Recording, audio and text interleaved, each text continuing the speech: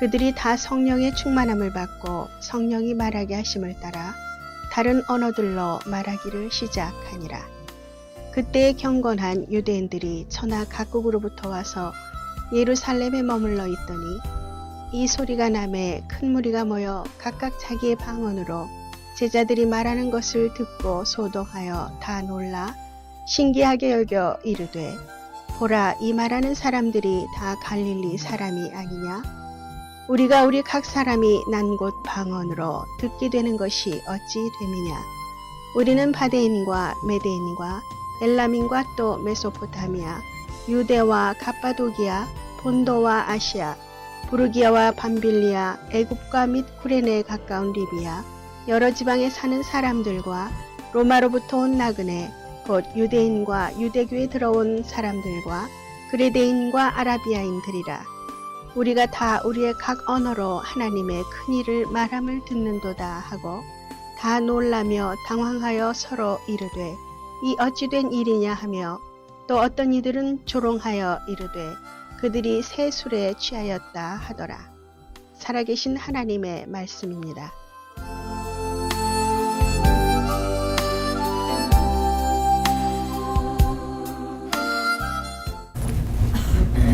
오순절, 과연 그날에 무슨 일이 거기에서 일어났는지. 오순절이라고 하면 유대인의 3대 절기입니다. 유월절과 오순절과 초막절, 이렇게 세 절기를 3대 절기로 지켰는데, 이제 유월절에 이스라엘 백성들은 처음으로 난 그 보리를 하나님께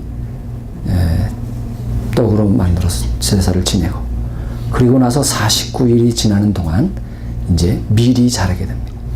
이제 밀이 자라면 이제 49일이 지난 후에 그 밀로 떡을 만들어서 이제 제사를 지냅니다. 그것이 바로 이제 오순절이라고 합니다. 그래서 떡을 만들어 드리는 절기이기 때문에 맥주절이라고도 하고 또는 초실절이라고도 합니다. 그리고 유대인들은 이 날을 출애굽기에 근거해서 하나님께서 모세에게 시내산에서 율법을 주신 날이 바로 이 오순절이다.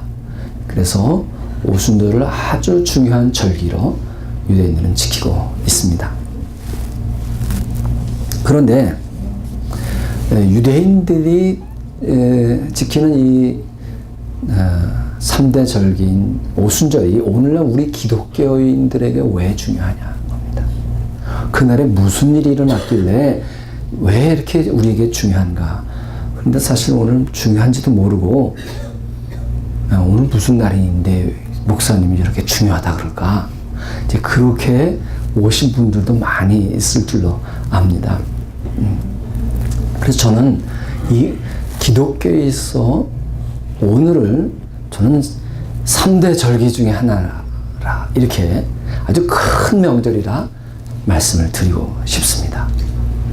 네, 예수님께서 이 땅에 오신 날 성탄절이 있다면, 또 예수님께서 십자가에서 죽으시고 부활하신 날이 있다면, 그리고 이제 예수님이 승천하시고 영광 받으신 후에 우리에게 성령을 보내주신 바로 성령 강림절, 오늘이 우리 기독교인들에게서 너무너무 중요한 날이다 하는 것입니다. 그래서 오늘 왜 이 날이 중요한지 한번 생각해 보고자 하는 것입니다. 오늘 우리가 읽은 사도행전은 마태복음, 마가복음, 누가복음, 요한복음 다음에 사도행전이다. 다 마태가 기록한 복음서, 마가가 기록한 복음서, 누가가 기록한 복음서, 요한이 기록한 복음서. 그러는데 사도행전은 누가 기록한 복음서냐? 성령님이 기록하신 복음서다. 그렇게 말합니다. 성령님이 기록한 복음서. 우리가 오순절을 흔히 성령님이 오신 날로 얘기하는데, 그래서 우리가 어떤 오해를 가질 수가 있습니다. 오해를 불러일으킬 수 있는데, 성부 하나님, 그리고 성자 예수 그리스도, 그리고 성령 하나님 이렇게 계시는데, 성령 하나님은 오순절날에 비로소 역사하신 것이 아니라 이미 창세 때부터 그분이 계시고 하나님과 함께 일하셨어요. 그래서 창세기 1장에 보면 이렇게 말씀합니다. 하나님의 영은, 즉 성령은 수면 위에 운행하시니라. 땅이 혼돈하고 흑암이 깊음 위에 있을 때 성령님께서 그 땅을 운행하시면서 하나님과 함께 창조를 하셨다라고 하는 뜻입니다. 또 구약 성경에 수없이 많은 성령님의 역사하심이 있고요. 오늘 우리가 보고 있는 사도행전에도 보면, 사도행전 1장에 보면 이렇게 말씀합니다. 형제들아, 성령이 다윗의 입을 통하여 미리 말씀하신 성경이 응하였으니. 그러니까 다윗은 어느 때 사람이에요? 신약 사람이에요? 구약 사람이에요? 네? 무슨 함정이 있나, 너무 쉬운 걸 모르니까 함정이 있나 그러시는데 그냥 편안하게 대답하세요. 네, 구약의 사람이잖아요. 그런데 이미 성령께서 다윗의 입을 통해서 말씀을 하셨다는 거예요. 네. 또 사도행전 28장에 보니까 바울이 한 말로 이르되 성령이 선지자 이사야를 통하여 그래서 너희 조상들에게 말씀하신 것이 옳도다. 그럼 이사야는 바울과 같은 시대인가요? 어느 시대 사람인가요? 구약시대 선지자잖아요. 근데 이미 성령님께서 이사야 선지자를 통해서 말씀을 하셨다. 그렇게 기록하고 있습니다. 자, 또 사도행전 7장에 보면 이렇게 말씀합니다. 목이 곧고 마음과 귀에 할례를 받지 못한 사람들아, 너희도 너희 조상과 같이 항상 성령을 거스르는도다. 너희 조상과 같이. 그러니까 조상들이 이 말 한 사람이 누군지 아시는 분. 지금 이 말을 누가 하신 거예요? 제가 그냥 성경의 한 부분을 탁 떼어다 갖다 붙여놓으니까 저게 이게 누가 한 말일까? 누가 한 말일까, 이 말이?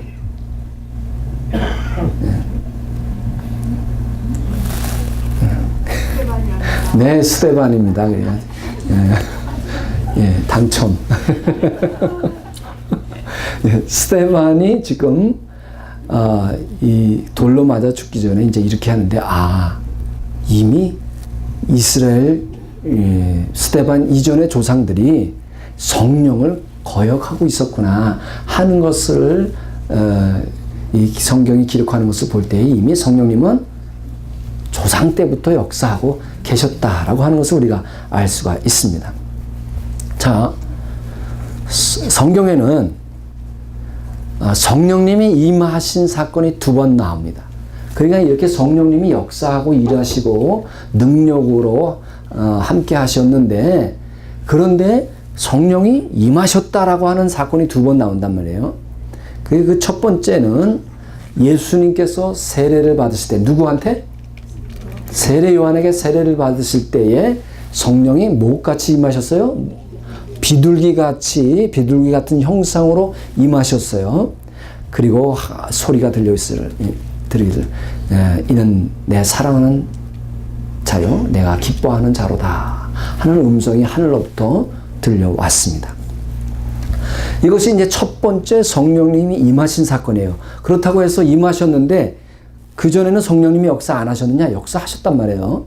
근데 임하셨다라고 성경은 표현하고 있고, 자, 2번째로 성령님이 임하신 사건이 있습니다. 그게 뭘까요? 오늘 우리가 읽은 오순절 날에 성령이 강림하셨다, 임하셨다, 그렇게 말씀하고 있습니다. 그러면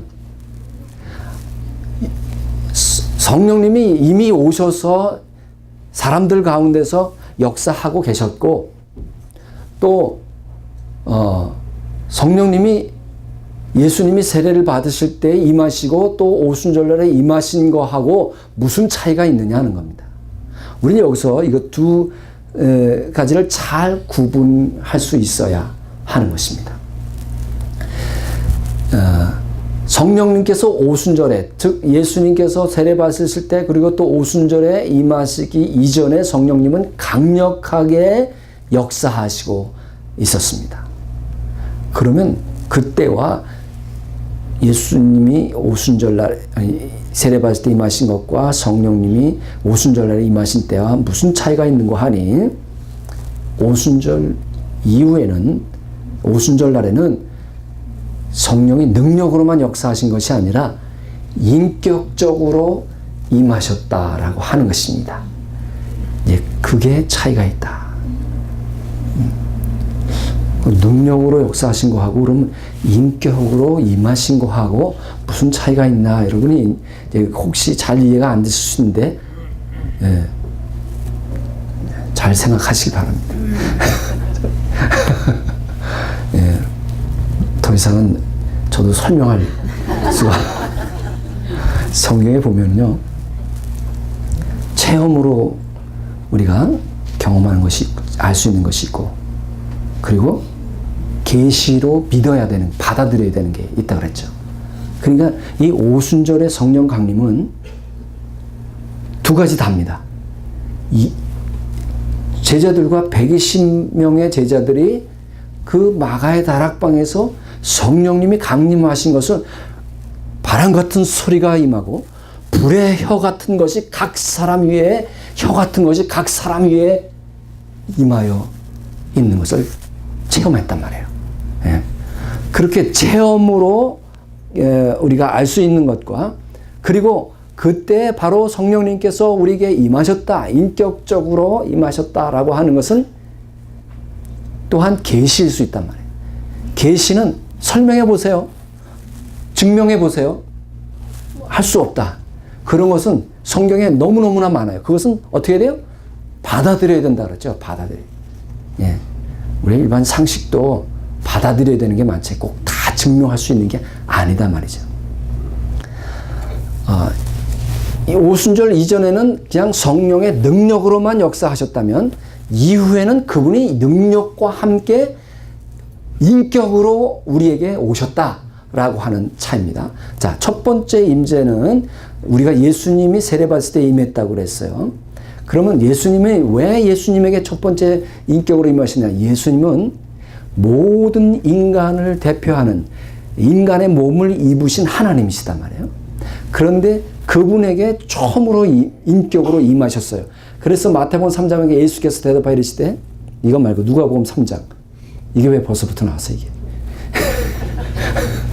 자, 누가복음 3장, 성령이 비둘기 같은 형체로 그의 위에 강림하시더니 하늘로부터 소리가 나기를, 너는 내 사랑하는 아들이라, 내가 너를 기뻐하노라 하시니라.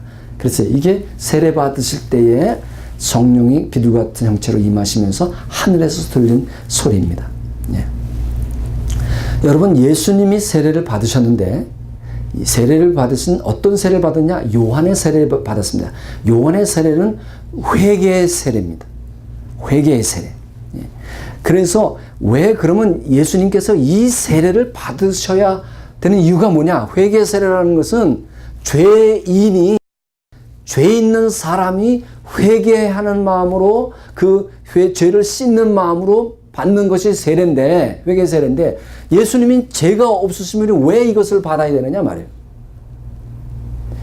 예수님이 이 세례를 받으셔야 했던 이유는 온 세상의 죄를, 인간의 죄를 짊어지시기 위해서 이 세례를 받으신 거예요. 그래서 이 세례를 통해서 예수님은, 내가 모든 인간의 죄를 짊어져야 되겠다라고 하는 것을 분명히 한, 사명으로 분명히 확신한 그러한 사건이 바로 이 세례 요한의 세례였던 것입니다.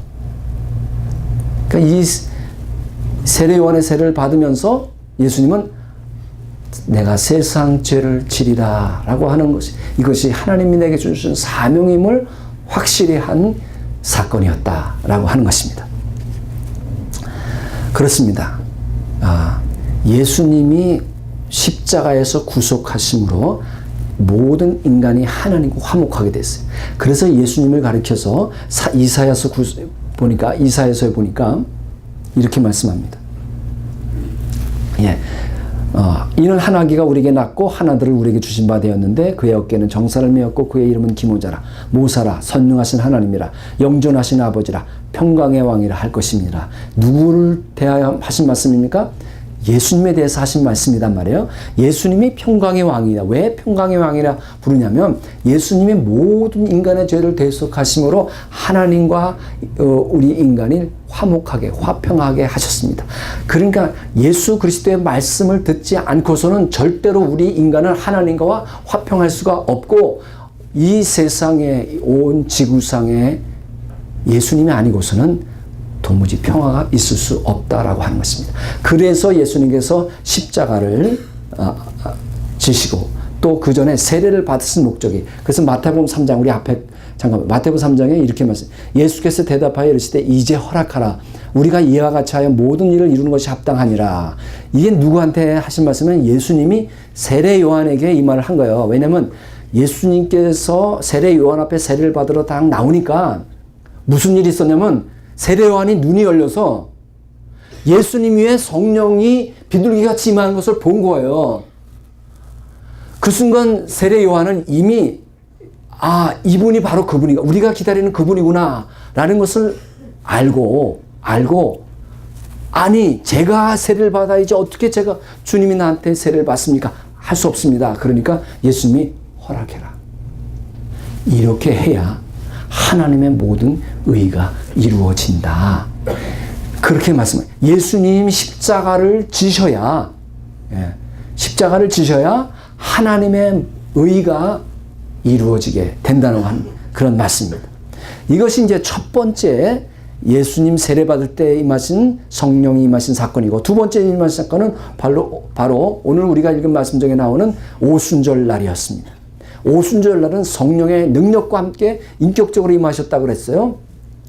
예, 우리가 지난주에 예수님의 승천에 대해서 우리 지금 절기가 예수님이 승천하시가 절기가 지난주 목요일이었고 그리고 오늘이 성령 강림주일이에요.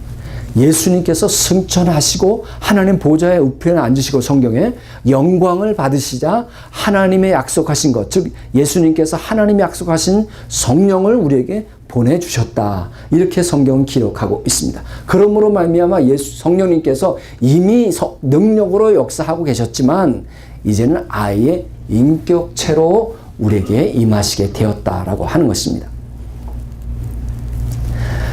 그래서 어떻게 임하신 그 능력과 함께 인격으로 임하신 그 현상이 오늘 본문 3절에 기록하고 있습니다. 마치 불의 혀처럼 갈라지는 것들이 그들에게 보여 각 사람 위에 하나씩 임하여 있더니 그랬습니다. 불의 혀처럼 갈라진 것들이 각 사람에게 임하여 있는데 왜 불의 혀처럼 갈라진 것들이 임하였을까? 오늘 우리가 여기 불의 혀를 생각해 보면요. 무슨 생각이 드냐면 오늘날 우리가 미국에 살면서 정말 답답한 게 뭡니까? 예, 미국 사람하고 의사소통이 안 되는 게 참 문제단 말이에요. 근데 그 이유가 누구 때문에 의사소통이 안 되는 거예요? 예? 누구 때문에 의사소통이 안 될까요? 하나님 때문에 그러셨잖아요. 예. 결국 인간의 죄 때문에 그랬는데 하나님께서 인간들의 언어를 혼잡케 하셨어요. 그래서 어느 날 다 일어나 보니까 이참 그건 말이 안 되고 이 엉뚱한 소리를 하고 있는 거예요. 그래서 이해를 못 하겠는 거예요. 예. 그런 일이 어디 나와 기록하고 있냐면 창세기 11장에 이렇게 기록하고 있어요. 여호와께서 이르시되 이 무리가 한 족속의 언어도 하나이므로 이같이 시작하였으니 이후로는 그 하고자 하는 일을 막을 수 없으리로다. 자, 우리가 내려가서 거기서 그들의 언어를 혼잡하게 하여 그들이 서로 알아듣지 못하게 하자 하시고 여호와께서 거기서 그들을 온 지면에 흩으셨으므로 그들이 그 도시를 건설하기를 그쳤더라. 바벨탑 지으는 그런 사건이란 말이에요. 바벨탑을 지으면서 온 인간들의 언어가 하나가 되다 보니까 못할 일이 없는 거예요. 세상에 우리가 영어만 잘해봐라 그냥. 응? 미국에서 내가 완전히 뭐든지 하겠다 그러시잖아요. 그렇죠? 네. 그런데 이렇게 언어가 혼잡하게 돼서 서로 알아듣지 못하니까 되는 일이 없는 거야.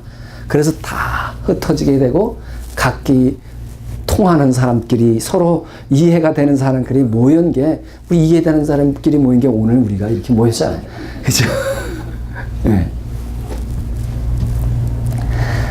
그런데 이렇게 언어를 혼잡하게 하시고 서로 이해하지 못했는데 갑자기 오순절날에 성령님이 임하시니까, 인격적으로 임하시니까 이 불의 혀 때문에, 불의 혀가 임하니까 사람이, 거기 있는 모인 사람들이, 여기 성경은 뭐라 해서 방언을 말하기 시작하는데, 뭔가를 말하는데, 아까 본문에 보니까 뭐 17개 나라요. 기록한 것만 해도.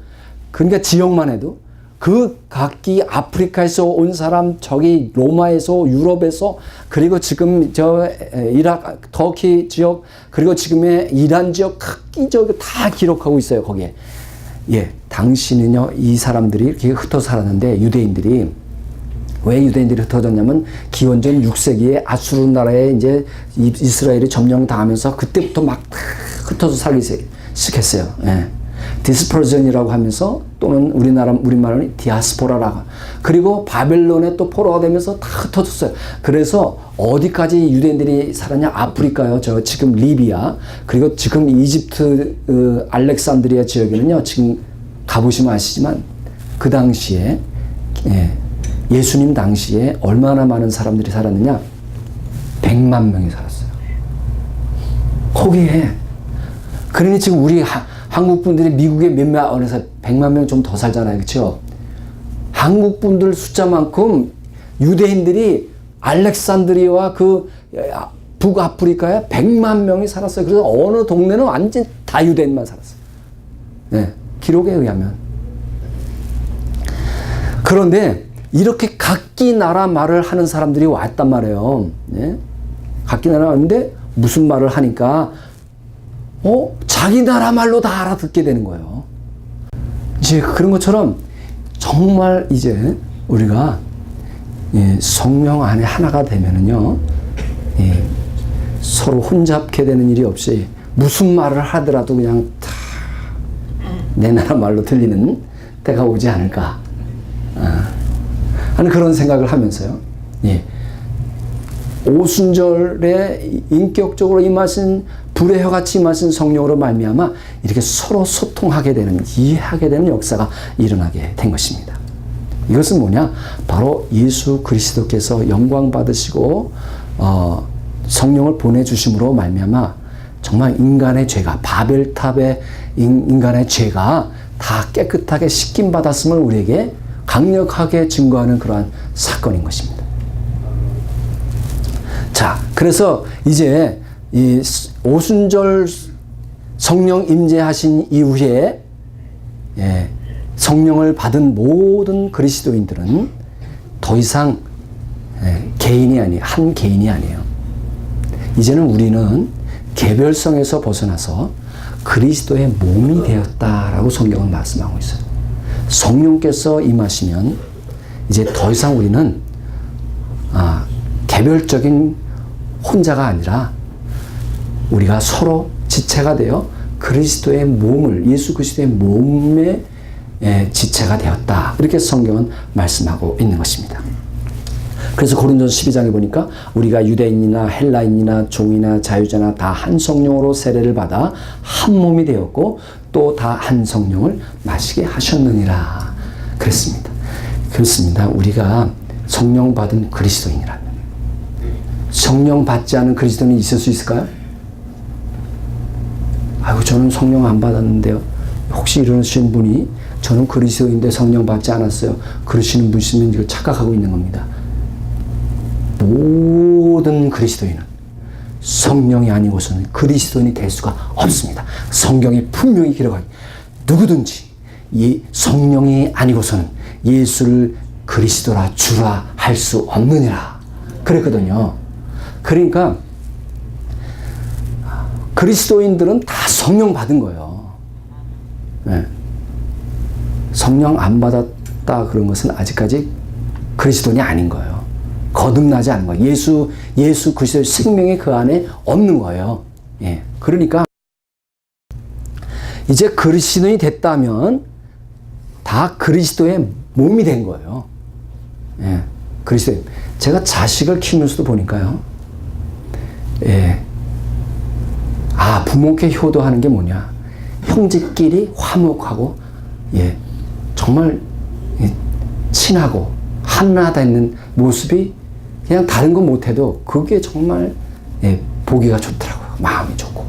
근데 자식끼리 서로 싸우고 막 나는 누구에게도 도움을 주지 않고 누구의 도움도 안 받을 거야. 그러면서 혼자 그렇게 사는 거 보면요, 그게 정말 악한 일이다 한 그런 생각을 해요. 우리 그리스도인이 돼서요, 그저 그냥 나 혼자만 뭐 내가 혼자 은혜 받고 혼자 살면 되지 뭐. 누구에 귀찮게 하도 않고 내가 누구도 내가 뭐 도와주지도 않고 혼자 살겠다. 이게 악한 거예요, 이거. 이건 아직 그리스도의 몸이 아닐 수 있어요. 그리스도의 몸이 아니면 그리스도인이 아니라. 그래서 우리가 이제 그리스도인이 됐다면 성령을 받았고, 성령을 받았으므로 우리는 한 지체가 되었다. 그리스도의 몸의 한 부분이 되었다라는 사실을 잊지 말아야 하는 것입니다. 자, 오순절. 우리는 인류 역사상 단 한 번의 성탄절이 있습니다. 성탄절이 두 번 있을 수 없잖아요. 한 번 있다. 한 번 있었고, 또 인류 역사상 오직 예수 그리스도께서 십자가에서 죽으신 날, 그날이 있단 말이에요. 단 한 번에. 예수 그리스도가 또 십자가에서 죽으실 수 없잖아요. 또 인류 역사상 한 번의 오순절이 있는 것입니다. 다시 반복될 수 없는 단 한 번의 사건, 그것이 바로 오순절 사건이요, 성탄절이요, 또 예수 그리스도의 십자가에서 죽으신 날이다 하는 것입니다. 그러니까 오순절 성령 강림은요, 내가 오순절을 체험했습니다. 내가 또 오순절을 체험했습니다. 어떤 개인의 체험이 아니라 오순절은요, 아주 역사적인 날인 거예요. 역사적인 날. 성령님께서 이 땅에 인격적으로 임재하신 날이시다 하는 것입니다. 그래서 오순절 이후에는 이제 성령께서 다시 떠나지 아니하시고 능력에 충만한 가운데 오늘도 이 땅에 우리와 함께 계시고, 인격적으로 지금 이곳에 와 계시고, 그리고 내 안에 들어와 계신다라고 하는 사실입니다. 그렇습니다. 그러므로 이제 성령 받은 그리스도인이라면은요, 우리는 절대로 낙심이 있을 수 없고, 무슨 우울이 있을 수 없고, 뭐 소심하고 그럴 이유가 없단 말이에요. 그건 그 자체가 모순이다 말이에요. 왜? 우리는 너무너무나 능력 있는 분을 룸메이트로 지금 모시고 있는 거예요. 여러분 만약에 룸메이트가 40년 같이 사는 룸메이트 사는데 별 볼 일 없어. 뭐 그럴 수 있잖아요. 그런데 지금 우리 안에 들어와 있는 이 룸메이트는요, 세상에 하나님이신 거예요. 하나님. 능력이 충만하시고, 그리고 그분이 우리를 보혜사로, 예수님께서 말씀하시잖아요. 내가 가면 너에게 또 다른 보혜사를 보내줘. 보혜사는 뭐냐? 돕는 자예요. 헬퍼요. 카운셀러. 애드보케이트. 상담자. 위로자예요. 그분을 우리에게 보내주셔서 그분이 지금 내 안에 계신 거예요. 그러니까 여러분, 그런 돕는 자가 룸메이트로 들어와 있으니, 여러분 룸메이트가 이래서 뭐 미국 주지사가 룸메이트가 됐다, 대통령이 됐다 그러면 여러분은 기분이 어떠시겠어요? 좋은 정도인가요? 이건 뭐 이런 일이 있을 수 있을까? 그런데 지금 하나님이 룸메이트로 지금 내 안에 계시다는 거예요. 이게 오늘 얼마나 위대한 날이고 기뻐해야 할 날이고 그런 날인데요. 그러니까 오늘도 이렇게 뭐 이런 말씀을 들으면서도 글쎄 긴가민가하고 뭐 이게 막 우울해요, 우울증이에요, 무슨 뭐 이러고 그러면요, 이건 이름이 전혀 걸맞지 않는 거예요. 지금 그분을 내 안에 모시고 사는데, 그래서 할 수 있거든이 무슨 말이냐? 믿는 자들의 능치 못할 일이 없느니라. 주님 말씀하시네. 내게 능력 주시는 자 안에서 내가 모든 것을 할 수 있느니라. 왜 그분을 의식하지 못하고 사냐? 왜 그분을 의지하지 못하고 사느냐 말이에요. 그러니까 그분이 정말 내 속에서 탄식하면서 우리를 위해서 간구하시느니라 그렇게 말씀하고 있는 것입니다. 그렇습니다. 성령께서 우리에게 오심으로 이제 예수님께서 이루신 일들을 실질적으로 내 것이 되게 하신 분이 성령님이시다. 예수님이 이 땅에 사시면서 말씀하시고 약속하시고 또 십자가에서 이루신 그 구원을 실질적으로 우리의 것으로 만들어 주시는 분이 성령님이신 거예요. 그러니까 성령을 받으면 예수님의 십자가의 구속이 바로 우리에게 적용이 돼서 모든 죄 씻음을 얻게 되는 것이고, 그리고 예수 그리스도의 생명을 받게 되는 것입니다. 그리고 성령을 받으면 예수님이 말씀하신 모든 가르침과 구원에 대한 그리고 약속에 대한 이해를 깨닫게 되는 것입니다. 성령을 받음으로 말미암아 당시 사도들은 감동을 받아서 성경을 다 기록하게 된 것이에요. 그러니까 성령께서는 우리 구약이든지 신약이든지 기록된 모든 예수님의 말씀을 다 해석해 주시는 분이시단 말이에요. 그분이 아니고서는 우리는요, 성경을 조금도 이해할 수가, 해석할 수가 없어요. 근데 성령께서, 하나님의 기쁜 것으로 통달하시는 주님께서, 그래서 이렇게 요한복음 14장에 말씀하고 16장에 이렇게 말해요. 진리의 성령이 오시면 그가 너희를 모든 진리 가운데로 인도하시리니, 우리를 진리 가운데로 인도하신다. 그가 스스로 말하지 않고, 성령님이 스스로 말하는 게 아니라 예수님께로부터 들은 것을 말하며, 예수님께로부터 들은 것을 말하며, 그리고 장래일을 너에게 알리시리라. 장래일을 너에게 알리시리라. 그가 내 영광을 나타내니. 그러니까 성령님이 오시면 예수 그리스도의 영광을 나타내니까, 성령 받은 그리스도인이, 예를 들어서 성령 받은 그리스도인이 항상 예수님의 영광을 나타내야 되는데, 혹시 자기 영광이 나타난다 그럼 성령 받은 사람 아니에요. 잘못된 그리스도인이에요. 그러니까 여러분이 그렇게 구분하시면 되는 거예요. 혹시 저 사람 막 예수 잘 믿는다, 성령 충만한 사람이다, 그런데 자기 영광을 나타내면 어떻게 돼요? 그 사람은 아니에요. 혹시 제가 그런 모습이 보이면 저도 아니에요. 그럴 때 과감하게 떠나셔야 되는 거예요. 성령 받은 사람은 오직 예수 그리스도의 영광을 나타내는 거예요. 그리고 예수님의 것을 가지고 너희에게 알리시겠습니다.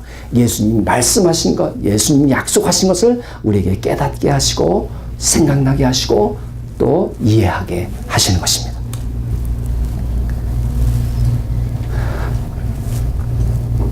이 역사적인 오순절, 이날에 성령님은요, 제자들의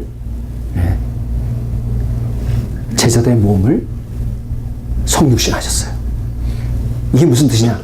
이제 성령님께서 오셔서 예수님처럼 육신을 입으신 게 아니라 성령님이 이제 그 제자들의 몸을 자기의 몸으로 삼으신 거예요.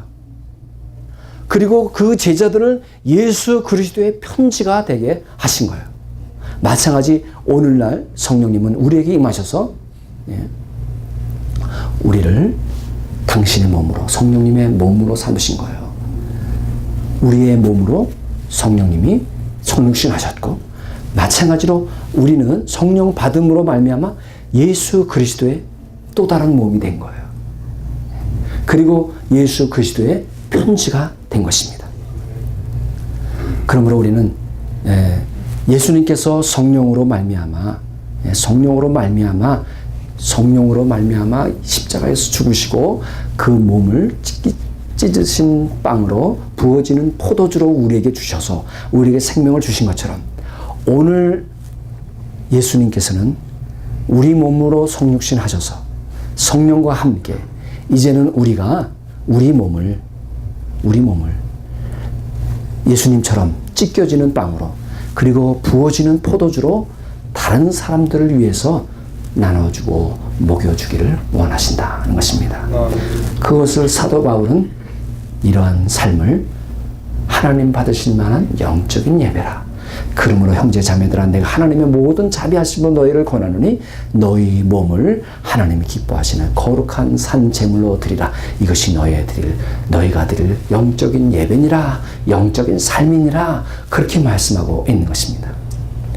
성령 받은 우리는 이제 예수님과 같이 예수님이 우리의 몸을 입으셨기 때문에 예수님이 이전에 하셨던 일을 우리도 계속해 가야 하는 것입니다. 그것은 바로 저와 여러분이 하나님이 받으실 만한 영적인 삶, 영적인 예배, 우리 자신이 예수님처럼 찢겨지는 빵이 되고 부어지는 포도주가 되어서 하나님을 영화롭게 하고 예수 그리스도께 영광을 나타내는 자들이 되어야 하는 것입니다. 이것이 오순절날 어떤 일이 일어났는가, 오늘 우리에게는 어떤 일이 일어났는가, 그분이 내 안에 계시고 나로 몸을 입으시고 이제 나와 함께 영원토록 떠나지 않으시면서 하나님께 영광을, 하나님의 뜻을 이루어가며 예수 그리스도의 영광을 나타내기를 원하신다는 사실입니다. 이 오순절 날에 이 사실을 꼭 기억할 수 있기를 주님의 이름으로 축원합니다. 기도하겠습니다. 주님 감사합니다. 우리에게 성령 보내주셔서 이제 그 성령과 함께